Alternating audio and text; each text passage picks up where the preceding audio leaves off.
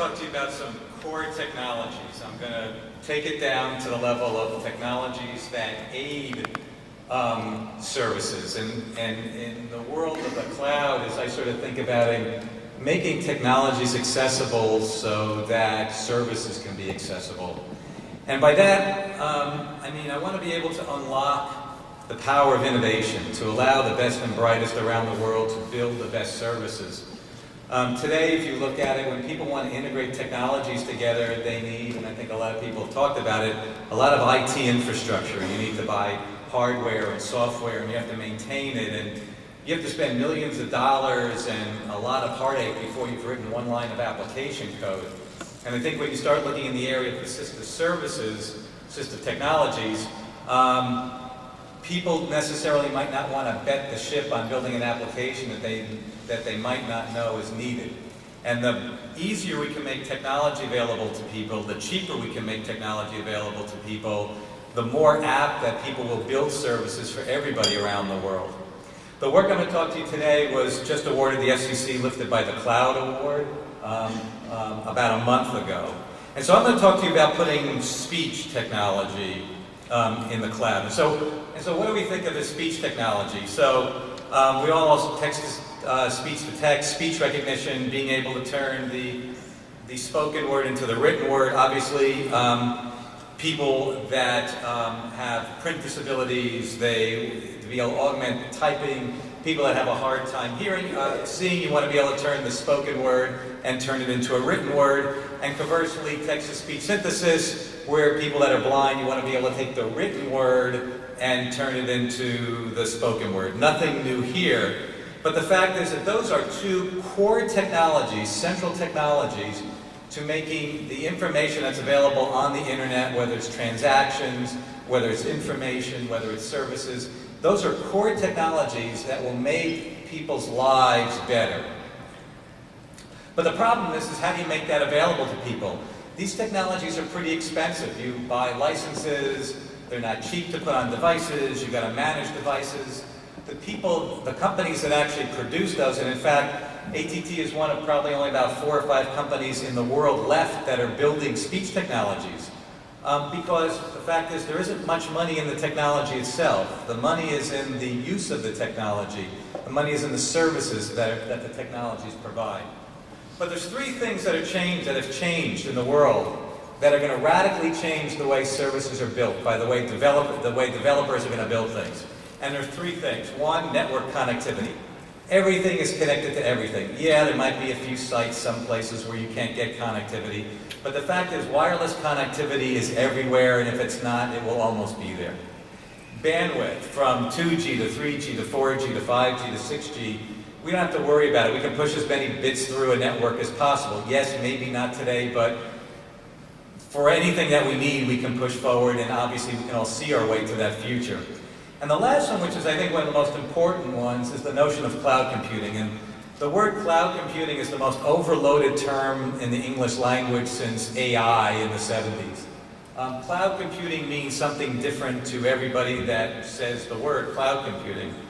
In my definition of cloud computing, I'm thinking virtual computing, virtual storage. Computing is there when I need it, when I want it, and I pay for it as I use it.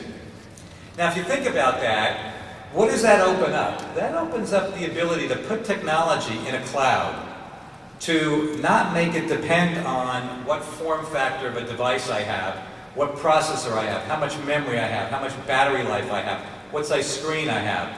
By putting the technology in the cloud and knowing that I've got bandwidth and a connectivity and having APIs to the technologies in the cloud, I can now open up the world to third-party developers. They don't have to worry about managing technology anymore. They don't have to buy hardware. They don't have to buy software licenses. Mom and pop can go into their garage and build an application for any community of the world that they want to with limited investment. Radical change.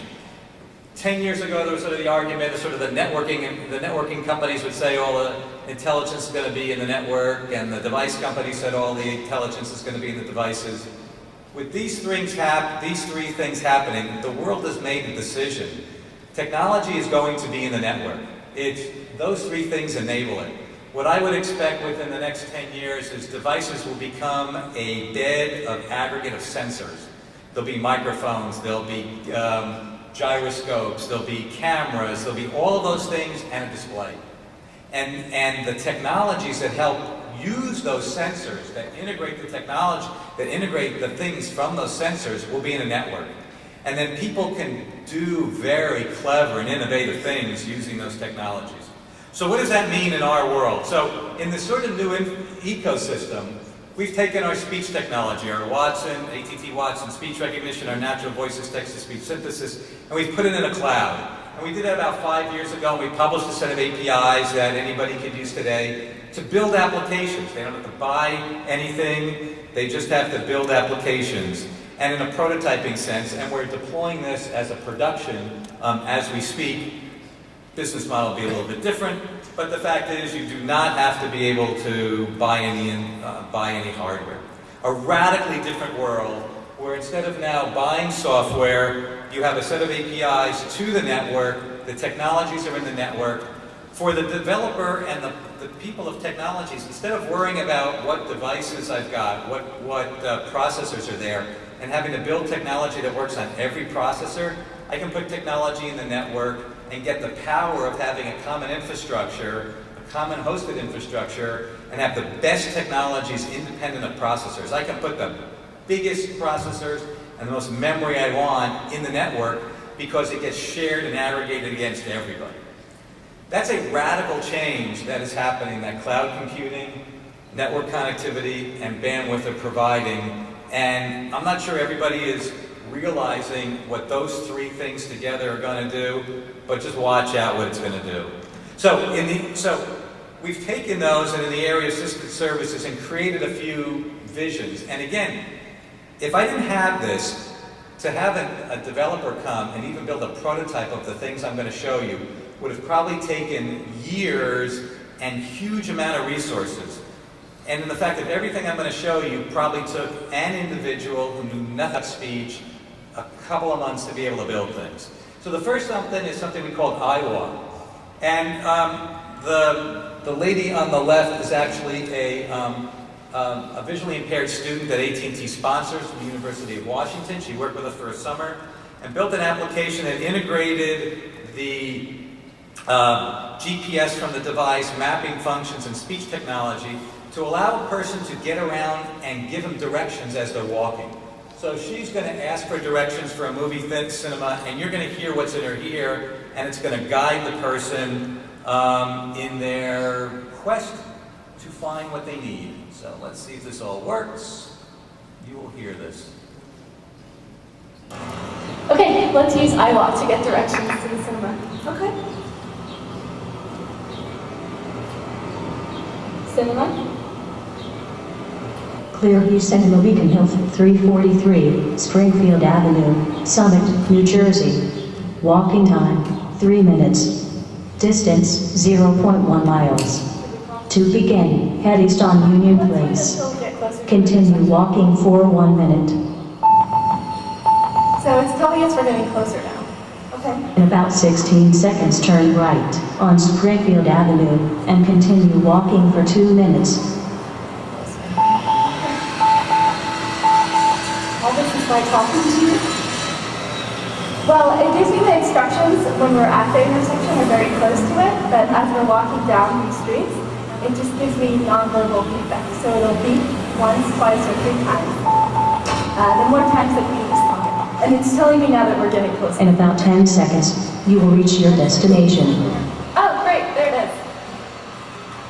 So again, there's an example of building an application that would not have been able to be done easily before if somebody actually had to put all of those parts together. So, back to the show. So the next thing I want to talk about is something which I realize is actually quite important for the disabled community, and it's authentication. We all have to, when we go online to buy things, or we go online to log into things, we're always asked for passwords, we're asked for information. especially if you're blind, you don't really know what's going on there, and the way it's done today is you'll tell a friend your password to be able to get you to log in. Well, that isn't really providing a lot of security for the billions or hundreds of millions of people that really would like to keep their information private. And so if you look at it today, from whether it's logging into your bank or buying something on Amazon or logging into even a VPN at work, it becomes very difficult to keep your information private.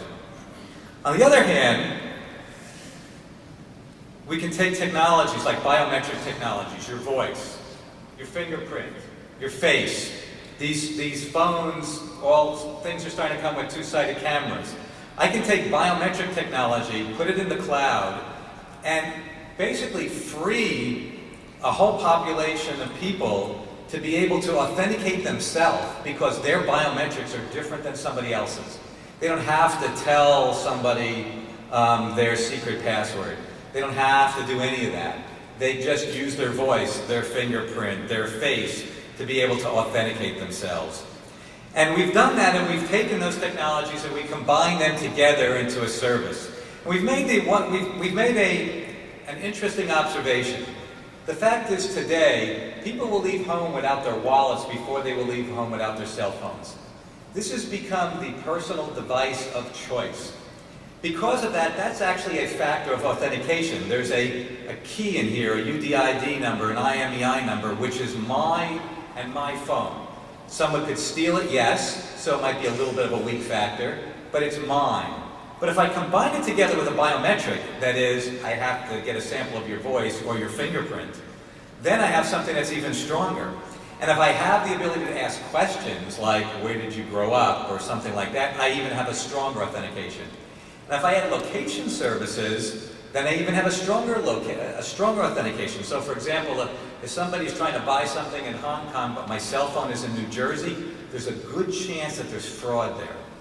And combining these all together, we created a service we called SAFE, which allows people to be able to authenticate it by themselves, and especially for the assistive services community, amongst everybody else, it provides a level of freedom that today they don't have.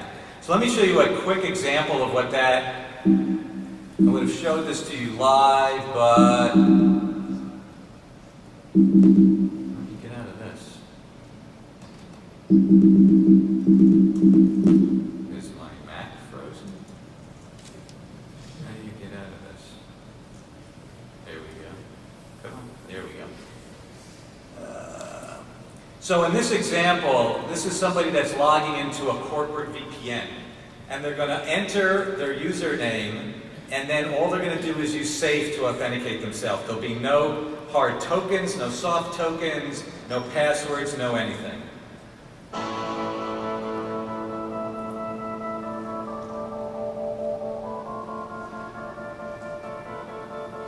Here, one of our business customers is using SAFE authentication to book employee travel.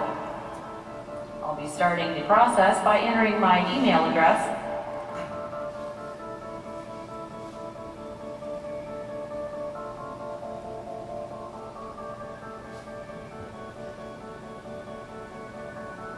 It took him half an hour to reach the edge of it.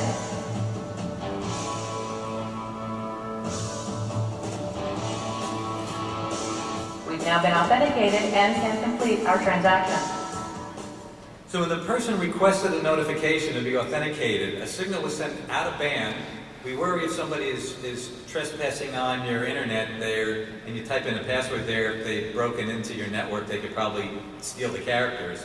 And so we actually send a secure message to your phone, and all the authentication and everything happens between a secure link between your phone and the service. When it first brought up, we didn't even see it, but it actually authenticated my device before it asked me anything.